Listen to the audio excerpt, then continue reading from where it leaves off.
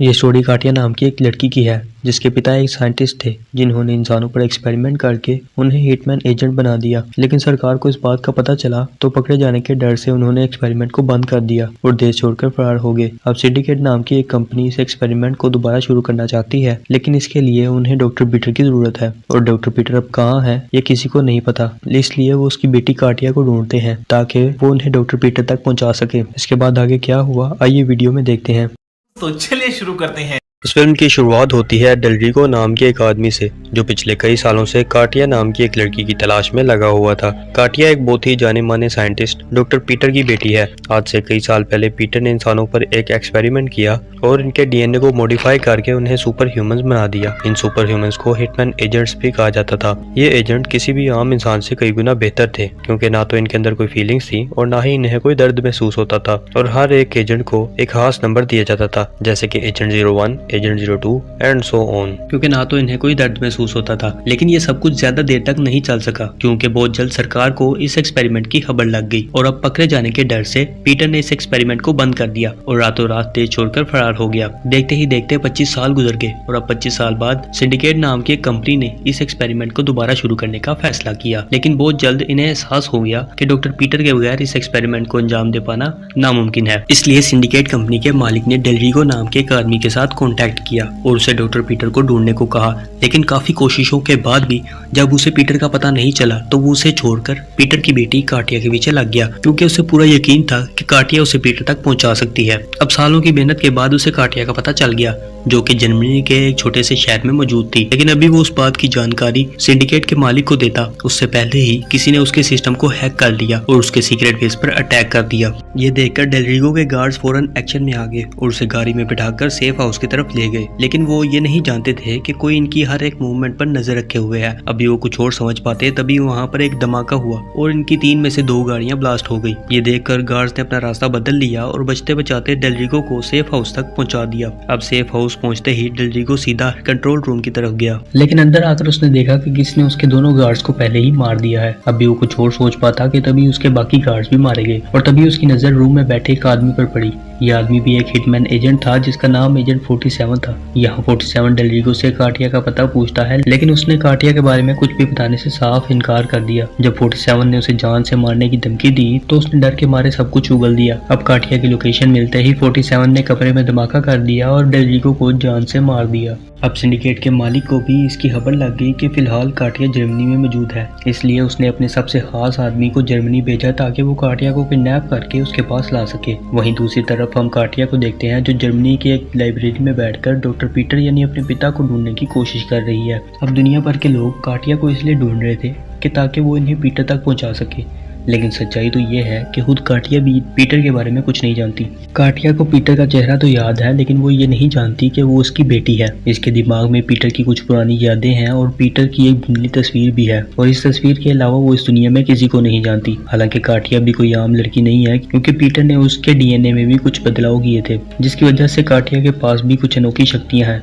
इसका दिमाग ऐसी बातों और चीजों को सेंस कर सकता है जो कि किसी भी आम इंसान के लिए इम्पॉसिबल है। अगर दूसरे लफ्जों में कहें तो वो अपनी तरफ आ रहे खतरे को महसूस कर सकती है। अब इधर 47 भी जर्मनी पहुंच चुका था और यहाँ इसने काटिया की फोटो को जर्मनी के डेटाबेस में डालकर उसके बारे में सारी इंफॉर्मेशन निकाल ली। अब काटिया का एड्रेस मिलते ही 47 ने अपना सारा सामान पैक किया और फौरन उस घर की तरफ निकल गया। इधर जब काटिया नींद में होती है तो उसे अपनी तरफ आ रहे खतरे का एहसास होता है। वो सपने में 47 को देखती है जो तेजी से उसकी तरफ चला आ रहा होता है। ये देखकर काटिया फौरन उठती है और कुछ जरूरी सामान पैक करके बिल्डिंग की खिड़की से भाग निकलती है। इधर 47 काटिया के कमरे में पहुंचा तो उसे कमरे में काटिया नहीं मिलती, लेकिन उसे कमरे में एक मैप मिला जिसे देखकर वो समझ गया कि काटिया जरूर रेलवे स्टेशन की तरफ भागी है। इधर काटिया की मुलाकात सिंडिकेट के एजेंट जॉन से होती है जो उसकी तरफ मदद का हाथ बढ़ाता है। ये वही आदमी था जिसे सिंडिकेट के मालिक ने काटिया को किडनैप करने के लिए भेजा था। यहाँ जॉन काटिया से कहता है कि तुम जिस आदमी से बचकर भाग रही हो वो इतनी आसानी से तुम्हारा पीछा नहीं छोड़ेगा, लेकिन अगर तुम चाहो तो मैं तुम्हें 47 से बचा लूंगा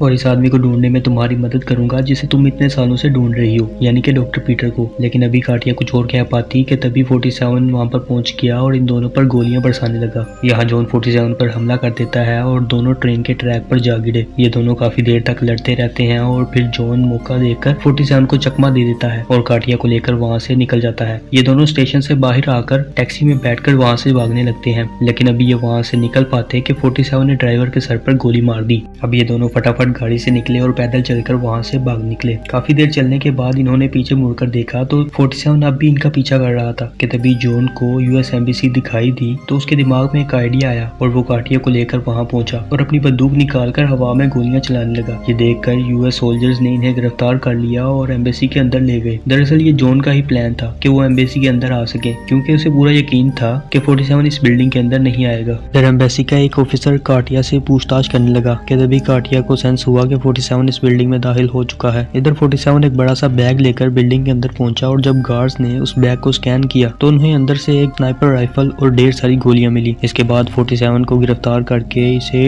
इंटेरोगेशन रूम में लाया गया, जहां एक सीनियर ऑफिसर ने उसे यहाँ आने की वजह पूछी, लेकिन उसने कुछ भी बोलने की बजाय अपनी बंदूक को हवा में उछाला और फायर करके अपने आप को आजाद कर लिया। इसने दोनों गार्ड्स को मार दिया और सीनियर ऑफिसर को बेहोश करके वहां से निकल गया। इधर जॉन को भी 47 के आने की खबर लग गई और वो कमरे का कांच तोड़कर वहां से भाग निकल आया। इसके बाद इन्होंने पुलिस की गाड़ी चुराई और 47 से बचकर भागने लगे, लेकिन बदकिस्मती से 47 ने उन्हें देख लिया और इनकी गाड़ी का नंबर नोट कर लिया। इसके बाद वो एम्बेसी की छत पर पहुंचा और इनकी गाड़ी को ढूंढकर इस पर गोली चला दी। 47 की ये गोली काटिया के हाथ को लगी और ये दोनों वहां से बचकर भाग निकले। अगले दिन जॉन ने काटिया को बताया कि डॉक्टर पीटर कोई और नहीं बल्कि तुम्हारे पिता हैं। आज से कई साल पहले इन्होंने इंसानों के दिमाग पर एक रिसर्च की और ना जाने कितने एक्सपेरिमेंट किए, लेकिन जब सरकार को इसकी खबर लगी तो पकड़े जाने के डर से वो रातों रात अपना देश छोड़कर फरार हो गए और इन्होंने तुम्हें भी पीछे छोड़ दिया, क्योंकि उनके साथ रहकर तुम्हारी जान को भी खतरा था। इसलिए इन्होंने तुम्हारे दिमाग को भी मॉडिफाई करके तुम्हें टेलीकाइनेसिस की शक्तियां दे दी ताकि तुम खुद के दम पर जिंदा रह सको। अब इन बातों को सुनकर काटिया ने फौरन अपना मैप निकाला और अपनी शक्तियों का इस्तेमाल करते हुए अपने पिता को ढूंढने की कोशिश करने लगी। तभी उसे कुछ झलकियां दिखाई दी, जिसके बाद वो समझ गई कि फिलहाल उसके पिता भी किस देश में मौजूद हैं। यहाँ जॉन काटिया से पूछता है कि तुमने अभी अपनी झलकियों में क्या देखा। अभी वो कुछ और कह पाती कि तभी 47 कमरे में दाखिल हुआ और अपनी बंदूक की सारी गोलियां जॉन के सीने में उतार दी। इसके बाद 47 काटिया को बेहोश करके वहां से ले गया और कुछ घंटों बाद जब काटिया को होश आया तो वो एक चेयर के साथ बंधी हुई थी। यहाँ 47 उससे कहता है कि तुम्हें मुझसे डरने की बिल्कुल जरूरत नहीं, मैं तुम्हें मारने नहीं बल्कि सिंडिकेट के लोगों से बचाने के लिए आया हूँ। इस पर काटिया उससे कहती है कि अगर तुम मुझे मारना नहीं चाहते तो कल रात तुमने मुझ पर गोली क्यों चलाई। इस पर 47 कहता है कि वो कोई गोली नहीं थी बल्कि एक जीपीएस ट्रैकर था और इसी की मदद से मैं तुम्हें ढूंढ पाया हूँ। इसके बाद वो काटिया का हाथ पकड़ता है और ऐसा करते ही काटिया उस दिन की झलकियों को देख पाती है जिस दिन उसके पिता उसे छोड़कर भाग रहे थे और उन्होंने 47 को भी पीछे छोड़ दिया और उसके बाद तुम्हें भी पीछे छोड़कर वहाँ से चले गए, क्योंकि उन्हें यकीन था कि तुम उनके दम पर जिंदा रह सकती हो। यहाँ 47 उससे कहता है कि तुम भी मेरी तरह एक एजेंट हो और तुम्हारा नाम एजेंट 90 है, जिसका मतलब है तुम मेरे से 2 गुना बेहतर हो। इतना कहकर 47 वहाँ से जाने लगा और जाते जाते काटिया के पीछे लगे एक बड़े से पंखे को ऑन कर गया और यहाँ उसने काटिया से कहा कि तुम अपनी बचपन की ट्रेनिंग को याद करो और रस्सी को खोलकर खुद को आजाद कर लो। अब पहले तो काटिया घबरा गई, लेकिन फिर आंखें बंद करके अपनी बचपन की ट्रेनिंग को याद करने लगी और थोड़ी मुशक्कत के बाद उसने रस्सी को खोलकर खुद को आजाद कर लिया। इसके बाद वो कमरे से बाहर निकल आई जहाँ 47 पहले ही उसका इंतजार कर रहा था। यहाँ 47 काटिया से उसके पिता के बारे में पूछता है, लेकिन इसके कुछ बताने से पहले ही सिंडिकेट के लोगों ने इन पर हमला कर दिया। यहाँ काटिया अपनी शक्तियों की इस्तेमाल करते हुए 47 को ये बताने लगती है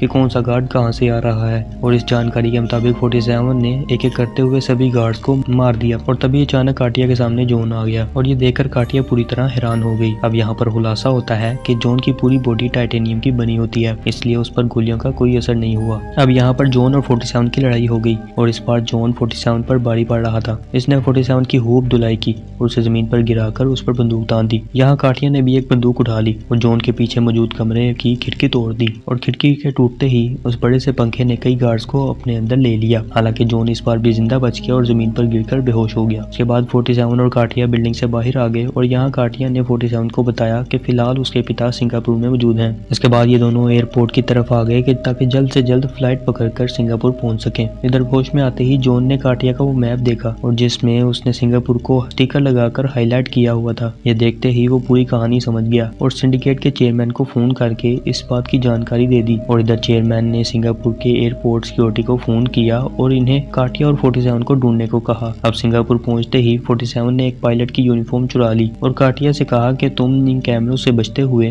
मुझे एयरपोर्ट के मेन गेट पर मिलो। काटिया ने भी बिल्कुल ऐसा ही किया और सभी कैमरे से बचते हुए वो एयरपोर्ट के बाहर आ गई। इसके बाद वो गाड़ी में बैठी और ये दोनों वहाँ से निकल गए, लेकिन बाहर निकलते वक्त मेन गेट के कैमरे ने उसे कैप्चर कर लिया। इधर 47 और काटिया एक होटल में आकर रुके जहाँ 47 ने अपनी बंदूक सामने रखकर सो गया। इधर काटिया ने भी सोने की कोशिश की, लेकिन अपने पिता से मिलने की खुशी में उसे नींद नहीं आ रही थी, तो उसने 47 की बंदूक उठा ली और इन्हें खोलकर साफ करने लगी। इधर सिंडिकेट के लोगों ने भी इनकी लोकेशन का पता लगा लिया और अगली सुबह इन दोनों पर हमला कर दिया। अब चूंकि काटिया ने 47 की बंदूक को खोल रखा था, तो इसलिए इसे इन सबको अपने हाथों से ही मारना पड़ा और काटिया को आखिरी वार्निंग दी कि आगे से उसकी चीजों को हाथ न लगाए। इसके बाद ये दोनों होटल से निकलकर उस जगह पर जाने लगे जिसे काटिया ने अपनी झलकियों में देखा था। अब जाने से पहले 47 ने काटिया को एक चाकू दिया ताकि वो अपनी खुद हिफाजत कर सके। अब सालों के इंतजार के बाद काटिया जब अपने पिता से मिली तो उसे देखकर उसकी आंखों में आंसू आ गए। अब पीटर उसे देखकर खुश तो था, लेकिन उसने काटिया से कहा कि तुम्हें अपनी जान को खतरे में डालकर यहाँ नहीं आना चाहिए था। यहाँ काटिया ने उससे सवाल किया, सालों पहले आपने मुझे मरने के लिए अकेला क्यों छोड़ दिया था और इतने सालों के बाद भी आपने मुझसे मिलने की कोशिश क्यों नहीं की। इस पर पीटर उससे कहता है कि मैंने तुम्हें अकेला इसलिए छोड़ा था क्योंकि मेरे साथ रहकर तुम्हारी जान को भी खतरा था और इसलिए मैंने तुम्हें टेलीकाइनेसिस की शक्तियां दी ताकि तुम खुद के दम पर जिंदा रह सको। अब ये दोनों बात कर ही रहे थे कि 47 उनके दरमियान आ गया। यहाँ पीटर को लगा कि शायद 47 उसे मार देगा,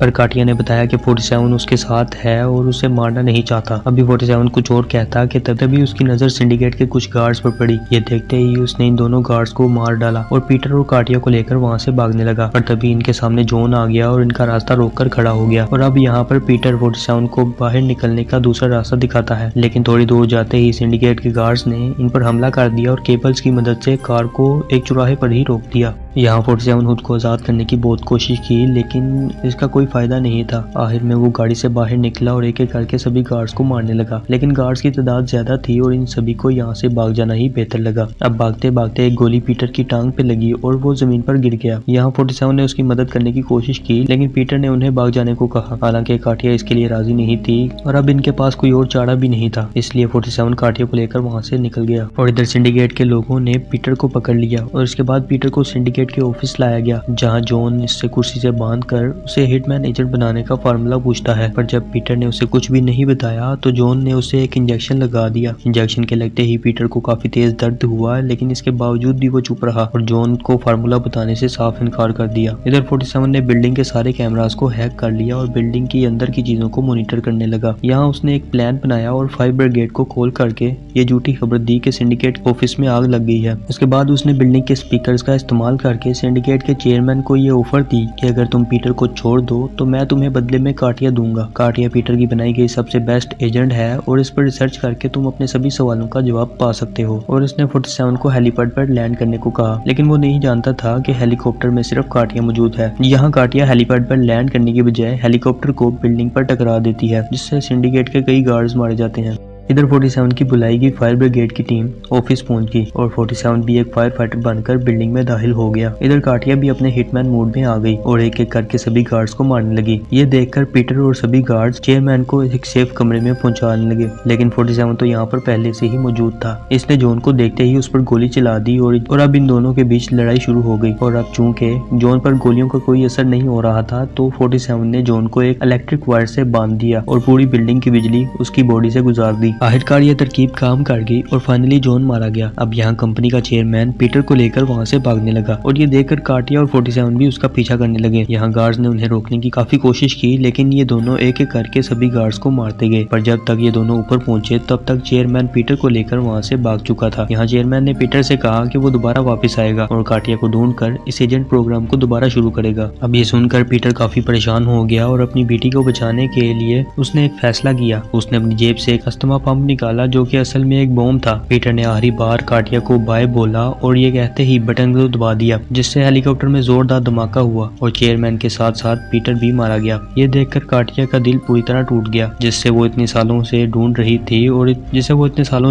थी वो उसकी आंखों के सामने जलकर खाक हो गया। पीटर ने ऐसा इसलिए किया कि ताकि काटिया की जान बची रहे और हिटमैन प्रोग्राम दोबारा ना शुरू हो सके। तभी 47 की बॉस ने उसे कॉल किया और उसे प्रोजेक्ट को जड़ से खत्म करने के लिए काटिया को जान से मारने का हुक्म दिया। अब यहाँ पर यह खुलासा होता है कि 47 का असली मिशन तो पीटर को जान से मारना था, इसलिए 47 ने पीटर की जेब में वो बम डाला था। यहाँ पर 47 काटिया को मारने से साफ इनकार कर देता है, क्योंकि उसने पीटर से वादा किया था कि वो काटिया की हिफाजत करेगा और अब उसने अपना फोन बिल्डिंग से नीचे फेंक दिया। और इसी के साथ ये मूवी यहीं पर एंड हो जाती है। मूवी अच्छी लगे तो वीडियो को लाइक और चैनल को सब्सक्राइब लाजमी से कर दे। मिलते हैं अगली वीडियो में।